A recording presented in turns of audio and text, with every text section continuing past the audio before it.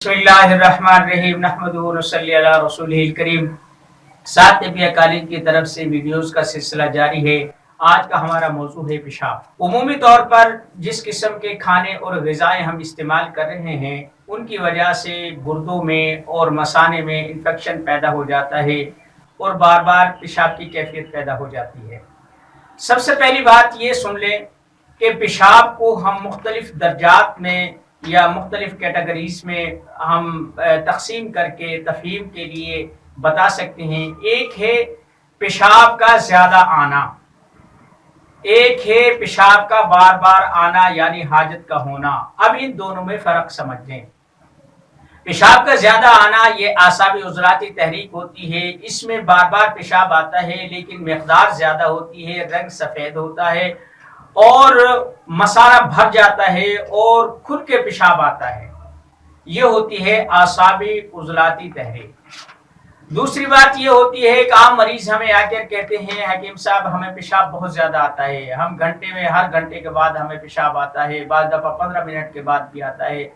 बुनियादी तौर पर उन्हें ज़्यादा पेशाब नहीं आता, उन्हें बार बार हाजत होती है क्योंकि मसाने में इन्फेक्शन होता है जिसकी वजह से उससे बार बार हाजत होती है। मसाने का काम है कि एक हद तक ये भरता है, उसके बाद जब उस हद तक पहुंचता है तो हमें हाजत होती है, हम वो मसाना खाली कर देते हैं। पेशाब गुर्दों में बनता है, हालवैन से इन दो नालियों से वो मसाने में जमा होता रहता है।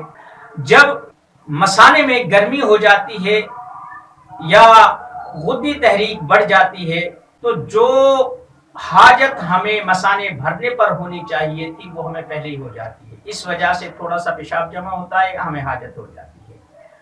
अब मरीज कहते हैं हकीम साहब मुझे पेशाब ज्यादा आता है, हकीम साहब भी ना तशखीस करता है और ना ही कोई देखता भालता है, वो पेशाब कम होने की दवा दे देता है। वो अगले दिन कहता है जनाब मुझे तो और ज्यादा तकलीफ बढ़ गई है। दर हकीकत ऐसे मरीज को ऐसे ग़िज़ाएँ और खुराकें देनी चाहिए थी जो ठंडी थी, आसाबी थी या उसाबी होनी चाहिए थी या आसाबी उज़लाती आसाबी गुद्दी होनी चाहिए थी ताकि मसाने में जो इन्फेक्शन है या जो जलन की कैफियत है वो बंद होकर मसाना अपनी असली हालत पर आ जाए। ये हो गई दो सूरतें, एक पेशाब का ज़्यादा आना यानी आसाबी उज़लाती और एक है पेशाब का बार बार आना। इन दोनों का फ़र्क आप समझ गए हैं, ये होती है गुद्दी उज़लाती।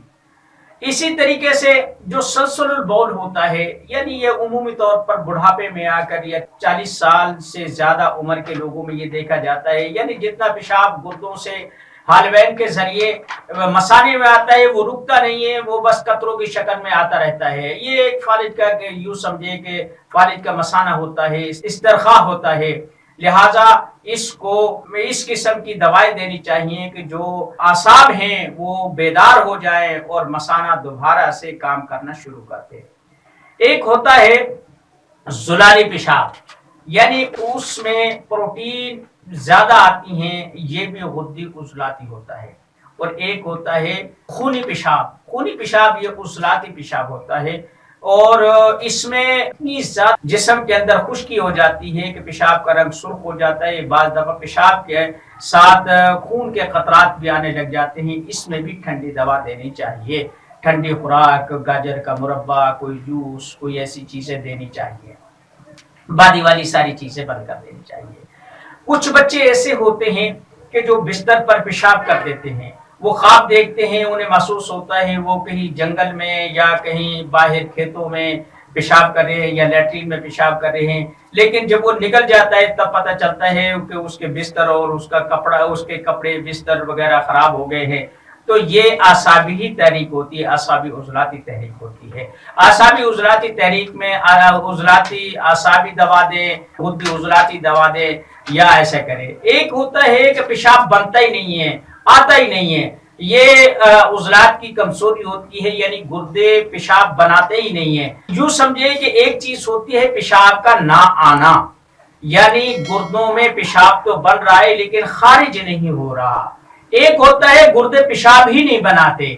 तो इसमें जिसको ये मर्ज लाहिक हो कि आदमी को पेशाब बन नहीं रहा यानी कि दिन तक उसे पेशाब की हाजत ही नहीं होती, उसके गुर्दे ठीक अंदाज में تو یہ صابر ملتانی رحمتہ علیہ کا ایک فارمولہ ہے، اس آدمی کو ابلے ہوئے روزانہ 2-3 انڈے کھلا دو تو پیشاب بننا شروع ہو جائے گا۔ یہ چیزیں ہیں، انہیں ہم دیکھ کر آسانی سے اپنے پیشاب کی تکالیف کو دور کر لیتے ہیں۔ دیکھیں شوگر والے کو جو اعصابی شوگر ہوتی ہے اسے سفید رنگ کا زیادہ مقدار میں بار بار پیشاب آتا ہے۔ ایک ہوتی ہے گرمی یعنی غدی عضلاتی، اس میں بھی پیشاب بار بار آتا ہے، یعنی حاجت بار بار ہوتی ہے اور پیشاب کم آتا ہے، اس میں ٹھنڈک کریں۔ اور بلکہ حضرت ابن عباس رضی اللہ تعالیٰ عنہ کی ایک میں نے روایت پڑھی تھی کہ اگر کسی کے ایسے ہے کہ پیشاب کرنے کے بعد، بالخصوص یہ نمازیوں کے لیے، کہ اگر کسی کو بار بار پیشاب آئے، پیشاب کرنے کے بعد آدمی بیٹھا رہتا ہے، جب اٹھنے لگتا ہے تو ایسا محسوس ہوتا ہے 1-2 قطرے اور ہے، وہ بیچارہ تنگ ہوتا ہے، ڈھیلے لگاتے ہیں اور یہ ساری چیز کرتے ہیں۔ ابن عباس رضی اللہ تعالیٰ فرمایا کہ نفس کو سونٹ کر ایک دفعہ صاف کر لے اور اس کے بعد کپڑوں پر ٹھنڈے چھینٹے مار لے، مثانے پر ٹھنڈے پانی کے چھینٹے مار لے، تازہ پانی کے چھینٹے مار لے، تو اس سے جو گرمی ہوتی ہے وقتی طور پر ایسا ہوتا ہے۔ یہ بنیادی طور پر ہوتا کیا ہے، پیشاب کے قطرے کیوں نکلتے ہیں؟ کچھ لوگ بیچارے نمازی ایسے ہوتے ہیں، رکوع میں جاتے ہیں تب نکل جاتے ہیں، سجدے میں جاتے ہیں تب نکل جاتے ہیں، بعض دفعہ چلتے ہوئے ایسا محسوس ہوتا ہے کہ پیشاب نکل گیا ہے، 2-4 قطرے نکل گئے ہیں۔ یہ ایسا ہوتا ہے کہ جب آدمی پیشاب کرتا ہے، پیشاب کرنے کے بعد مثانے کا منہ رک جاتا ہے، لیکن گرمی کی وجہ سے وہ پھیل جاتا ہے، وہ ٹھیک طریقے سے سکڑ نہیں سکتا، تو اس وجہ سے وہ گرمی کی علامت ہوتی ہے، کیونکہ ٹھنڈ سے کوئی بھی چیز سکڑتی ہے اور گرمی سے پھیلتی ہے۔ جب اس میں ٹھنڈے پانی کے چھٹے پڑ جائیں گے اور وہ ساری چیز ہو جائے گی تو پھر اس کے جو قطرات ہیں وہ بند ہو جائیں گے، کیونکہ مثانے کا منہ بند ہو جائے گا۔ وما علینا الا البلاغ۔